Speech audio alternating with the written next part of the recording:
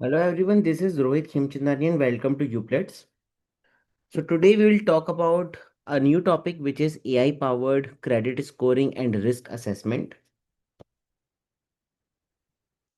We'll be covering total 6 modules in this course. The first module will talk about the evolution of credit scoring from rules to AI. The second module will talk about the AI models transforming credit risk assessment. Third module will elaborate on alternative data sources in credit scoring. The fourth model talks about explainability and regulatory compliance. The fifth model will have fair lending, bias mitigation, and responsible AI description. And finally, we'll close the course by seeing some real case studies and future trends and the implementation. So let's start the first module, which is evolution of credit scoring from rules to AI. So first, let's see the evolution of credit scoring from rules to AI. So let us begin with a fundamental truth of model finance. Every lending decision is a prediction about the future.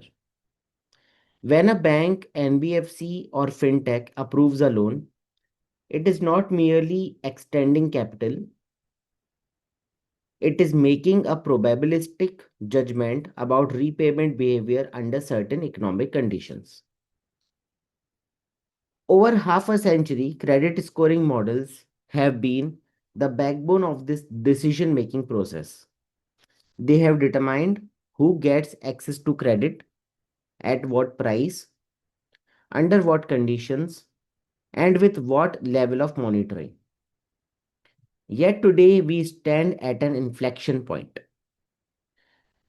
Digital lending, real time payments, gig income, alternative data, and AI driven decisioning have fundamentally changed how borrowers behave, how risk manifests, how fast decisions must be made. So, traditional credit scoring systems, while once revolutionary, are increasingly misaligned with the modern credit ecosystems.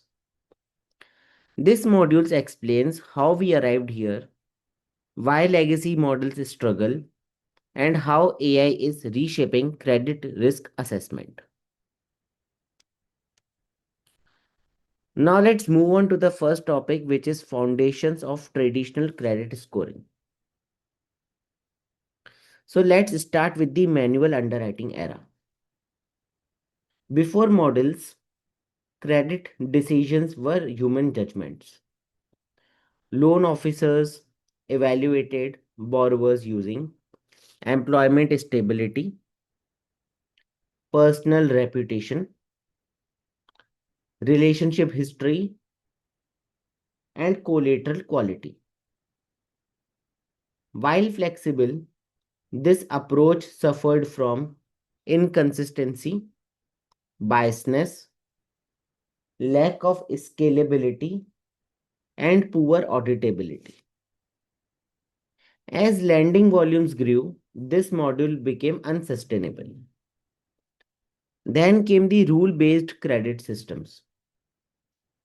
The first step toward automation came through rule based systems. For example, if income is less than the threshold limit, then the proposal is to be rejected. In terms of days, if the past due is greater than, for example, 60 days, then again the up,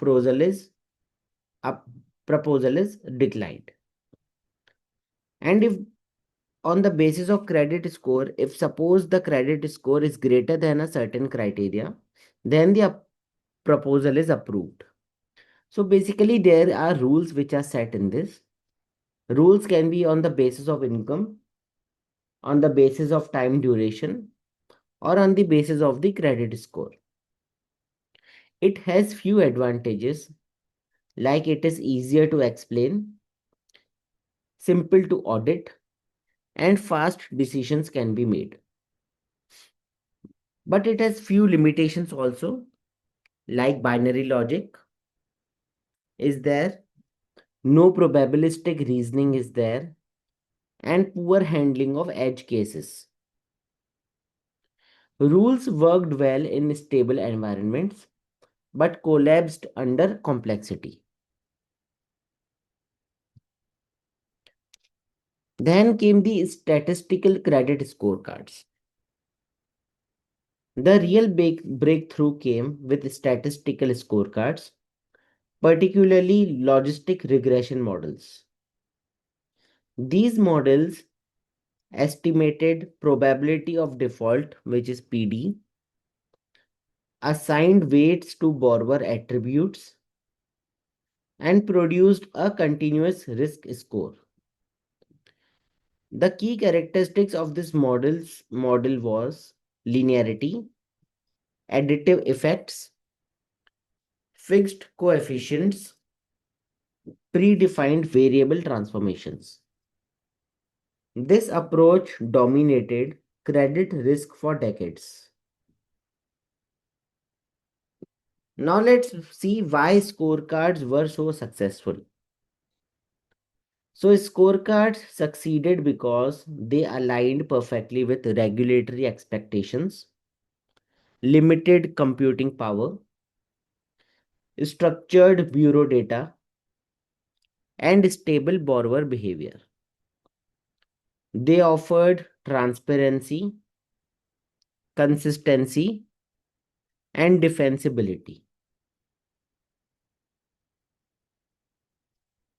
For regulators, they were interpretable. For banks, they were predictable. And for auditors, they were explainable. Now let's see how traditional scorecards work. So first is model structure. A traditional credit scorecard follows this flow, which is data collection, which is bureau plus application, then variable binding, weight of evidence WOE transformation, logistic regression estimation, score scaling, and cutoff based decisioning. Each variable contributes independently to risk. Then comes assumptions embedded in scorecards. So scorecards assume linear relationships, variable independence, stationarity over time, limited interaction effects. These assumptions are mathematically convenient but behaviorally unrealistic. Operational strengths. Despite limitations, scorecards offer clear reason codes, simple adverse action notices, easy governance, low model risk. This explains why many institutions still rely on them today. Why traditional models are failing? So, first is borrower behavior has changed. Modern borrowers have multiple income streams. They exhibit volatile cash flows. In digital interaction has and digital transactions has increased, and real-time transactions are being processed. So scorecards were never designed for this complexity.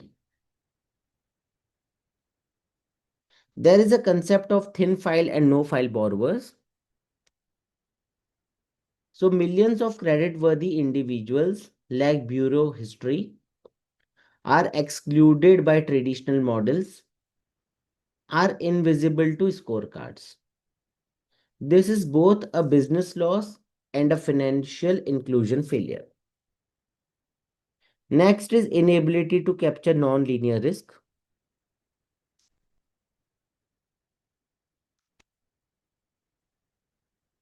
So risk does not increase linearly. For example, small income drops may have no impact.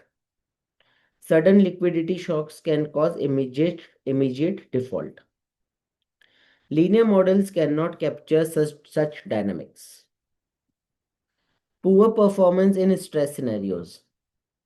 So during economic shocks, relationships between variables break down, historical coefficients lose validity, and scorecards lag reality.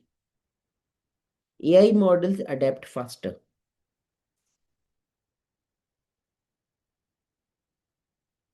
Now let's move on to the next topic, which is introduction to AI powered credit models. So what AI actually means in credit scoring. AI does not mean black box magic. In credit risk, AI primarily refers to machine learning algorithms, pattern recognition at scale, probabilistic learning from data. Key AI models used in credit risk.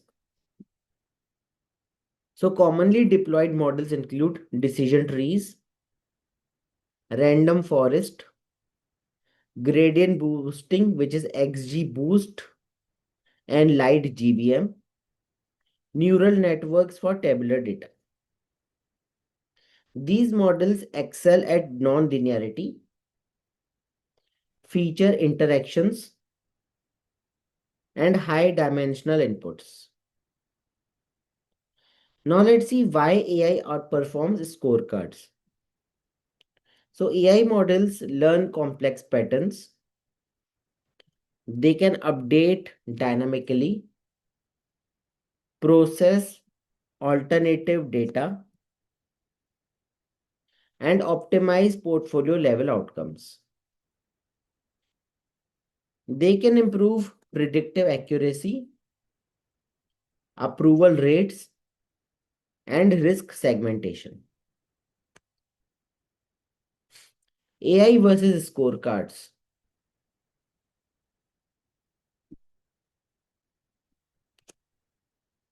So scorecards have high interpretability and lower predictive power. AI models have higher accuracy but require explainability tools. Hence, modern regulations demand both. Portfolio impact.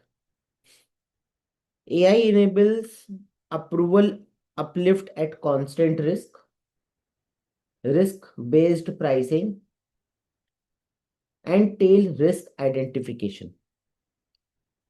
This directly improves ROA, customer inclusion, and competitive positioning.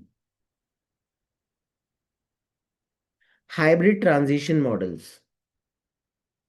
So most institutions do not switch overnight.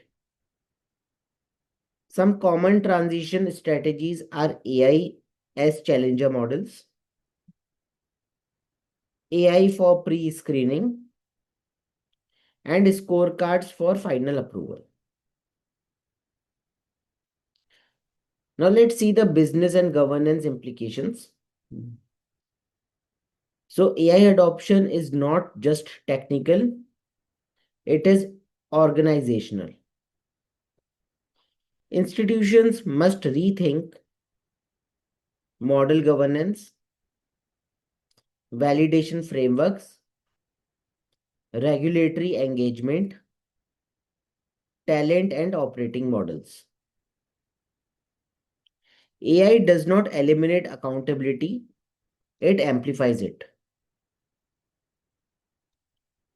So now let's summarize what we have learned in the first module. The core insights of module 1 are, or can be summarized as, that credit scoring evolved from rules to statistics to AI. Traditional models are transparent but limited. Modern lending requires non-linear adaptive systems. AI delivers superior risk discrimination. Governance and explainability remain non-negotiable. This sets the foundation for the next modules, where we will explore AI models, alternative data, explainability, and fairness in depth. Thank you so much for watching this video. Thank you.